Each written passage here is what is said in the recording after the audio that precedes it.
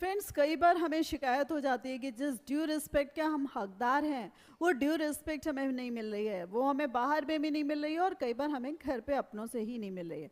So friends, आज का विषय यही है कि इज्जत कैसे पाई जाए। इसमें जो मैं सबसे पहला पॉइंट ले रही हूँ और ये मैं हमेशा कहती हूँ कि ये जो रिस्पेक्ट नाम की चीज़ है ना, ये कभी भी ना तो किसी से भीख में मांगी जा सकती है और ना ही किसी से छीनी जा सकती है। यानी कि हमें अपने अंदर ही कुछ ऐसा क्रिएट करना पड़ेगा कि लोग अपने आप ही जब हमसे मुखातिब हो रहे हैं, जब हमारे संपर्क में आ रहे हैं, सो वो अपने आप ही हमारी इज्जत करेंगे। यानी कि जब हम दूसरों से इसी तरीके से बिहेव करेंगे, यानी कि गिव रिस्पेक्ट, सो कहीं ना कहीं उस इज्जत के हम भी हकदार होंगे। और फ्रेंड्स, यहाँ पर एक चीज और मैं समझाना चाहूंगी कि कई बार क्या होता है कि हम तो सामने वालों को इतनी ज्यादा इज्जत दे रहे हैं, उनको इतना मान सम्मान दे रहे हैं, बट जब कभी हमारे मान सम्मान की बात आ रही है, हमारे रिस्पेक्ट की बात आ रही है, सो वो हमें फॉर ग्रांटेड ले रहे हैं। सो फ्रेंड्स, ऐसी जगहों पर भी ध्यान रखिएगा कि आपको अनड्यू दूसरों को बहुत ज़्यादा इंपॉर्टेंस नहीं देनी है, क्योंकि फिर से यहाँ पर यही नियम एप्लीकेबल हो रहा है कि भाई जब तुम मुझे रिस्पेक्ट दोगे, जब मुझे तुम ड्यू ऑनर दोगे, द सेम वे तभी मैं भी तुम्हें वही रिस्पेक्ट और वो ड्यू ऑनर दूंगी। इसी के साथ साथ फ्रेंड्स, कई बार क्या होता है कि हम उतनी वर्थ ही नहीं रखते हैं। यानी कि जिस जगह पे हम जा रहे होते हैं, जिस जगह पर हम जिस समय बैठे होते हैं, उनकी नज़र में ही हमारी इज्जत नहीं होती है। कई बार हम उनसे रोज मिल रहे होते हैं,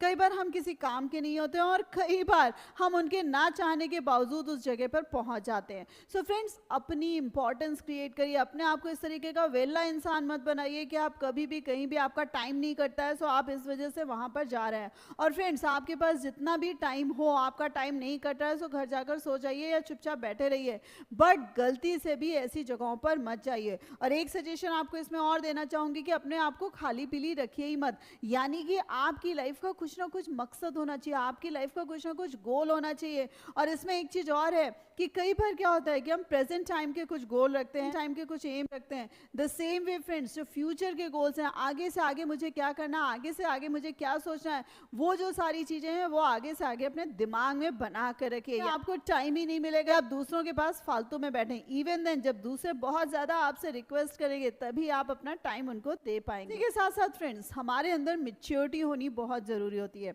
हमें लगता है कि दूसरे तो हमें इज्जत मान सम्मान दें, बट कई बार क्या होता है कि हमारी बातों में या हमारे बिहेवियर में या हमारी ओवरऑल पर्सनैलिटी में इतनी मेच्योरिटी ही नहीं होती, यानी कि इतनी परिपक्वता ही नहीं होती है। हम सामने वालों की बातों को नहीं समझ पा रहे होते हैं, सामने वालों को नहीं समझ पा रहे होते हैं, सामने वालों से डील कैसे करना है हम वो नहीं समझ पा रहे होते हैं। और कई बार फ्रेंड्स, हम दूसरों से तो बहुत शिकायतें करते हैं, बट कई बार हमसे क्या प्रॉब्लम हो जाती है या हम क्या गलती कर बैठते हैं कि दूसरों से हम सरकास्टिक टोन में बात कर बैठते हैं, या कई बार जो अनड्यू मजाक होते हैं, जो मजाक शोभा भी नहीं देते हैं, कई बार हम वो मजाक कर बैठते हैं। सो फ्रेंड्स, ऐसी जो सारी चीजें होती हैं, कई बार ये गुस्ताखी हमसे खुद हो जाती है। अगर आप मेच्योरिटी का परिचय देंगे तो सामने वाले खुद ब खुद आपको इज्जत भी देंगे। इसी के साथ साथ फ्रेंड्स, कई बार हमें लगता है कि सबको एक ही लाठी से हाँका जाता है। यानी कि जो डीलिंग विद पीपल होता है ना, कि लोगों को कैसे डील करना है, हर एक को डीलिंग करने का तरीका अलग होता है। यानी कि कईयों से हम वही सेम बात जो हमने पहले फर्स्ट अमुक व्यक्ति से करी है, उसी तरीके से हम सेकेंड व्यक्ति को डील नहीं कर सकते हैं। हर एक की डीलिंग अलग होती है, हर एक की सोच समझ अलग होती है और हर एक के टेस्ट प्रेफरेंसेस अलग अलग होते हैं। सो सेम वे फ्रेंड्स, हमें भी समझना होता है कि किस तरीके का व्यक्ति है, किस तरीके का उसका स्वभाव है, और उससे उसी के अकॉर्डिंग बात करनी पड़ती है। इवन देन कई बार हमें बच्चों को भी आंकना पड़ता है कि उनका स्वभाव कैसा है या उनको क्या पसंद है, और उसी के अकॉर्डिंग हमें उनको भी डील करना पड़ता है। और डीलिंग विद पीपल में लोगों से कैसा व्यवहार करना है। सो फ्रेंड्स, इस विषय पर एक चीज और कहना चाहूंगी कि जैसा व्यवहार आप चाहते हैं कि सामने वाले आपके साथ करें, द सेम बिहेवियर आपको दूसरों के साथ करना है।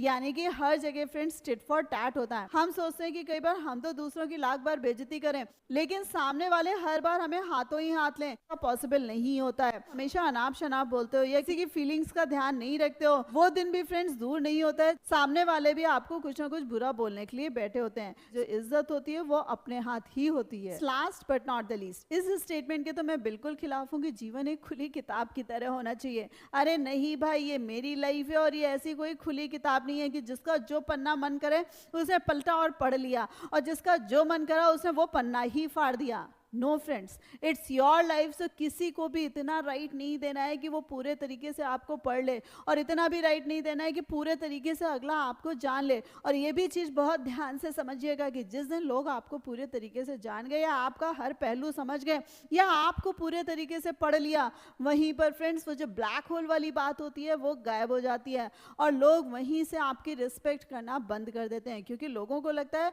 कि अरे भैया ये इस समय पे ये करेगा, उस समय वो करेगा, या ये कितना अच्छा और ये कितना ज़्यादा बुरा है।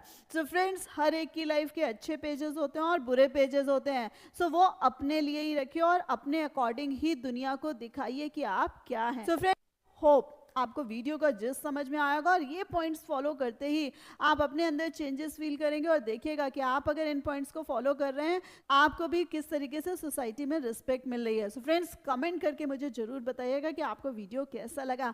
एंड यस, वीडियो को लाइक करना मत भूलिएगा, अपने फ्रेंड्स के साथ शेयर करना मत भूलिएगा, और ऐसे ही लाइफ लेसन्स जानने के लिए मेरे चैनल को सब्सक्राइब कर दीजिएगा। So thanks a lot for giving me this much time.